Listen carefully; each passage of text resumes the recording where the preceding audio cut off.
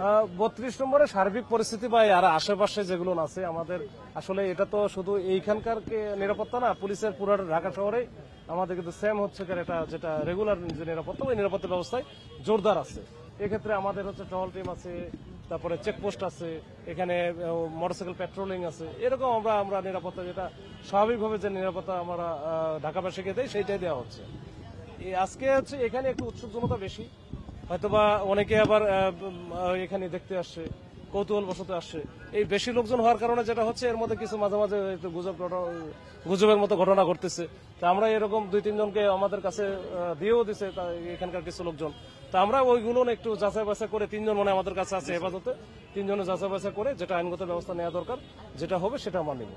আগামীকাল 15 আগস্ট এই কেন্দ্রে কোনো গোয়েন্দার তথ্য আছে কিনা, কোনো হুমকি আছে কিনা, অস্থিতিশীল পরিবেশ তৈরি হবে কিনা এই সম্পর্কে এখনো পর্যন্ত ওইরকম আমাদের কাছে স্পেশাল কোনো কিছু নাই। আমরা যেটা আছে আমরা অ্যাজ ইউজুয়াল যেটা নিরাপত্তা ব্যবস্থা নেই ওইটাই চলতেছে এবং এটাই আমরা থাকবো, এটাই এর বাইরে কোনো কিছু নাই। ঠিক আছে, থ্যাংক ইউ। ঠিক আছে ভাই, এবার একটু আপনারা কি অবস্থা ছিল আমি জানি না, তো এটা যে কেউই আসতে পারে, এটা নিয়ে সমস্যা নাই। এখানে যাচ্ছে লোকজন চলাচল করতেছে, হয়তোবা আমরা অধিকতর নিরাপত্তা নিশ্চিতের জন্য দুই পাশে ব্লক দিয়ে আটকানো আছে যেন গাড়িটা না যেতে পারে, যেন এটা আবার নতুন করে অন্য কোনো ঘটনা যেন না ঘটে, ওইটার সতর্কতা হিসাবে। কিন্তু এমনি একেবারে এখানে কেউ ঢুকতে পারবে না এরকম কোনো বিষয় নাই, এখানে সবাই ঢুকতে পারবে। 3 জনকে নিয়ে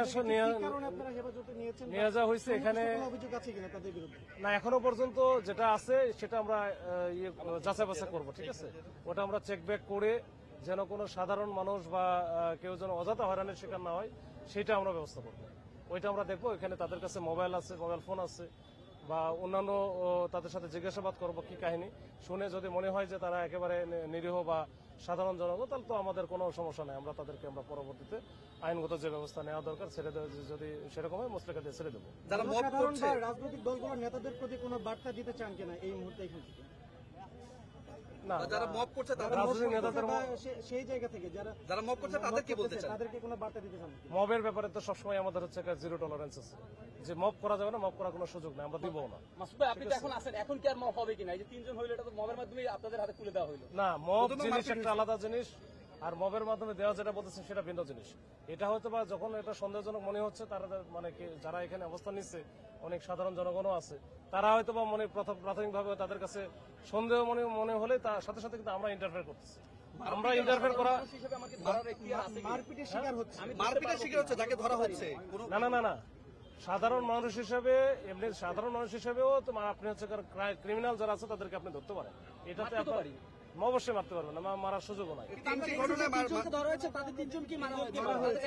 আচ্ছা, এটা যদি হয় তাহলে আমরা এই যে আপনাদের যে সিসি ক্যামেরা আছে, এমনি ক্যামেরা অনেকে ছবি তুলছে, দেখে আমরা দেখি ব্যবস্থা যারা করেছে তাদের ব্যবস্থা নেবেন, দেখি। হ্যাঁ, ঠিক আছে, আমি ওটা জানি না, আপনি দেখি।